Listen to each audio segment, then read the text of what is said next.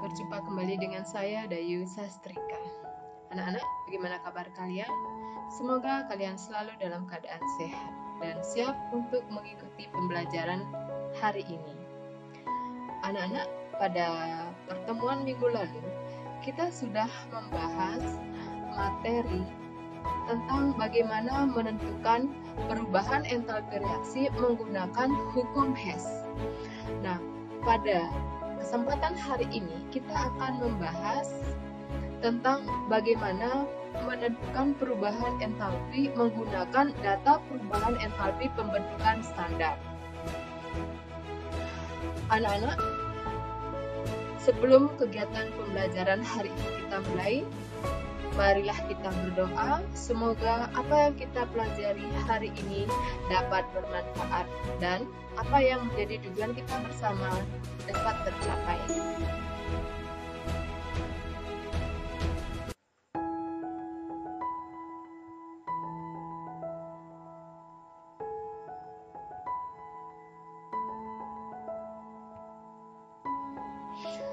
Anak-anak, masih ingatkah kamu apa yang dimaksud dengan entalpi pembentukan standar?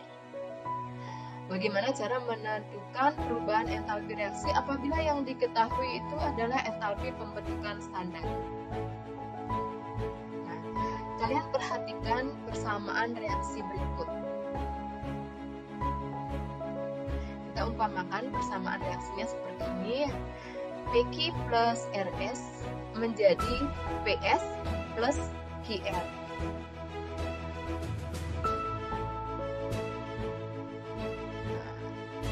PQ dan RS itu disebut dengan reaktan.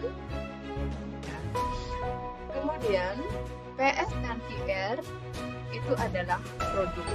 Artinya komponen yang ada di ruas kiri tanda panah, ya ini ruas kiri tanda panah adalah reaktan, dan komponen yang ada di ruas kanan tanda panah itu adalah produk. Nah, untuk menghitung perubahan entalpinya itu adalah sama dengan sigma delta HF produk dikurangi dengan sigma delta HF reaktan. Kalian tahu kan lambang dari sigma ini apa artinya?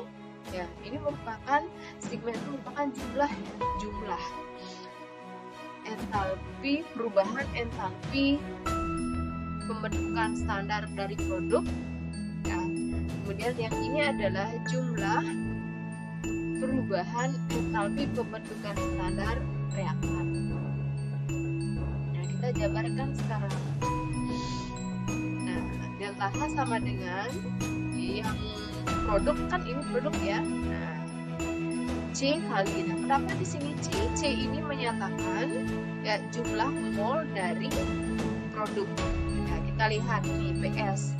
PS ada sebanyak C mol. Nah, sehingga di sini C kali delta HFPS ditambah D. D ini adalah jumlah mol dari QR ya, sehingga D kali delta HFQR. Kemudian dikurangi reaktan. Nah, reaktan apa? Reaktannya di sini adalah PQ dan RS. Nah, PQ-nya ini jumlah molnya A, sehingga ini A kali delta HF PQ plus B, ini ya jumlah mol dari RSB, berarti B kali delta HF RS. Gimana anak-anak? Ya, kita lanjutkan ya sebagai contoh soal. Nah, di sini diketahui ya, delta HFC2H5OH itu adalah min 266 kJ per mol. Kemudian delta HFCO2 adalah min 394 kJ per mol. Dan delta HF2O adalah min 286 kJ per mol. Hitunglah delta H reaksinya C2H5OH ditambah 3O2 menjadi 2CO2 plus 3H2O.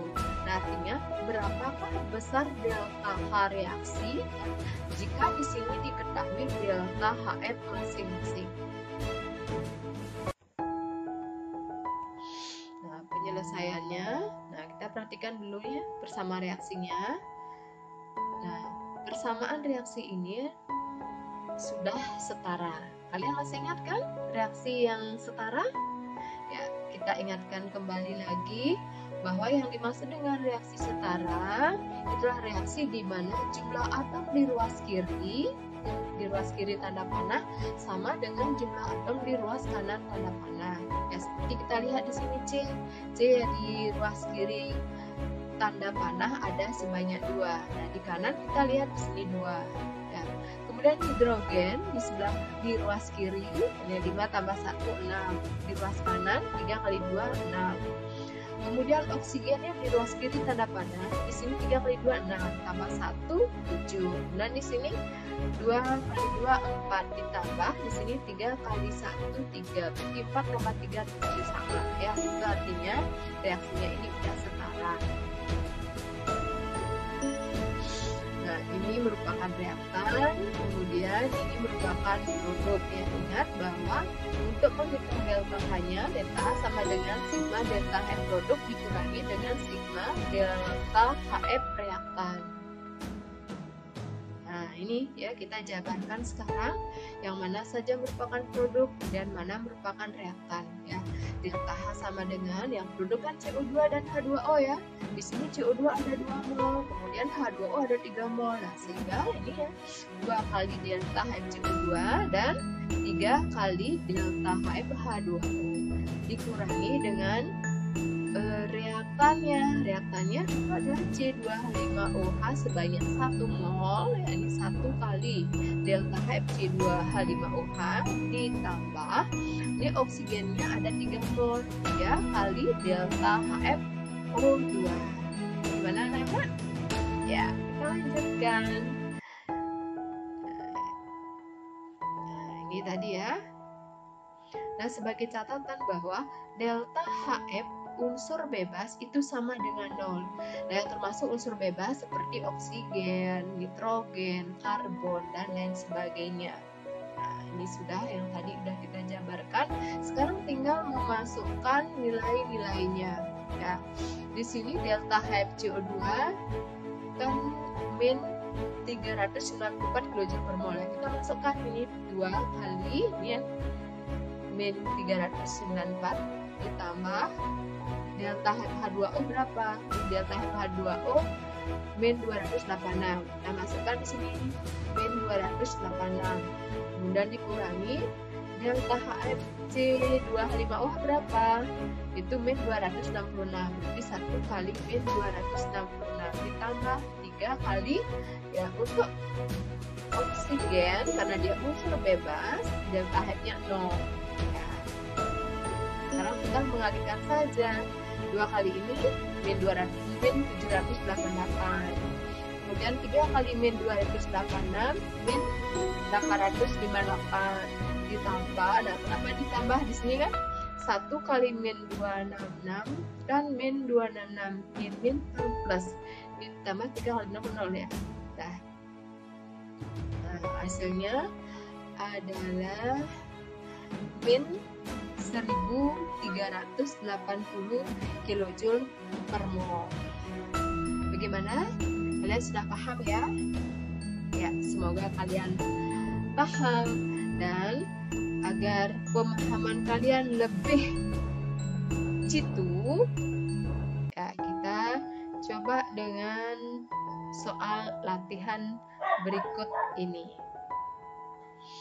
Ya, diketahui delta H2O min 285,5 kJ mol min 1.